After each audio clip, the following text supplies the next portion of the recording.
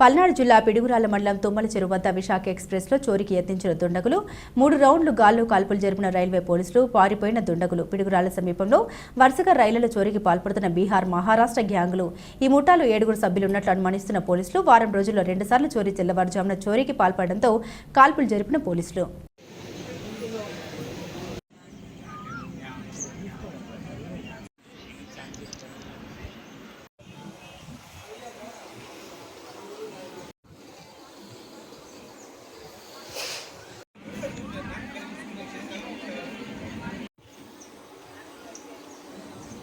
Okay, good morning to all friends. మీ అందరికీ తెలిసిందే, గత కొద్ది రోజులుగా ట్రైన్స్లో నేరాలు జరుగుతున్న విధానం మీ అందరికీ కూడా సుపరిచితమే. అదేవిధంగా సమ్మర్లో ముఖ్యంగా ఈ నేరాలని అదుపు చేసే క్రమంలో గౌరవ రాష్ట్ర డీజీపీ గారు శ్రీ హరీష్ కుమార్ గుప్తా గారు ఐపీఎస్ గారు, అదేవిధంగా గౌరవ రాష్ట్ర రైల్వే డిఐజీ గారు శ్రీ సత్య యేసుబాబు ఐపీఎస్ గారు, అదేవిధంగా గౌరవ విజయవాడ డివిజన్ జిఆర్పి ఎస్పీ గారు శ్రీ రాహుల్ దేవ్ సింగ్ ఐపీఎస్ గారు ఆఫీసర్స్ ఉత్తర్వుల మేరకు ప్రతి ట్రైన్కి, ఈ గుంటూరు డివిజన్ పరిధిలోని ప్రతి ట్రైన్కి ఆర్పిఎఫ్ కోఆర్డినేషన్తో మనం ఎస్కార్ట్ ప్రొవైడ్ చేయడం జరుగుతుంది.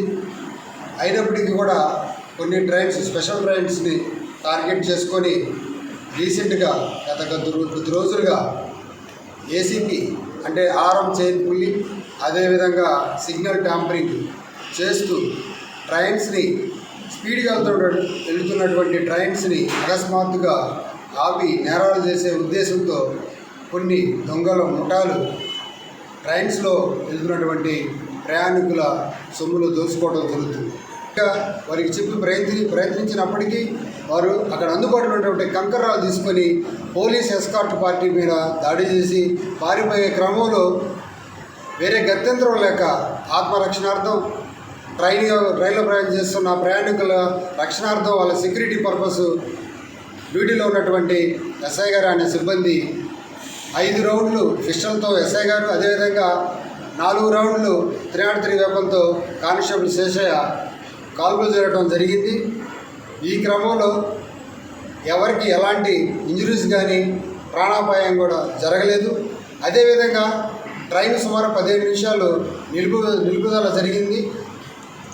అయినా కానీ ఎలాంటి నేరాలు కూడా, ఎలాంటి ప్రాణ నష్టం కానీ ఆస్తి నష్టం కానీ ప్యాసింజర్లకి జరగకపోవడం కూడా జరిగింది. ఆ తర్వాత జరిగిన పరిణామాల మీద మరి ట్రైన్స్లో దొంగతనాలు చేయడానికి కానీ, అదేవిధంగా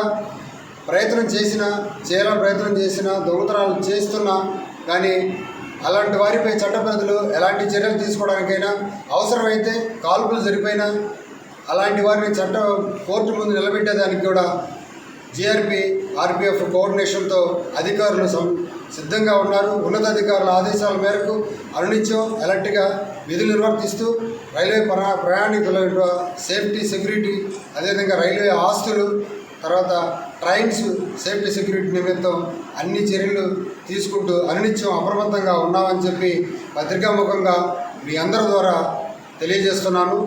ఇక్కడికి ఇచ్చేసినటువంటి ప్రతి పాత్రికేయునికి, మిత్రుడికి, ప్రతి ఒక్కరు మీ అందరికీ కూడా ధన్యవాదాలు. థ్యాంక్ యూ అనండి.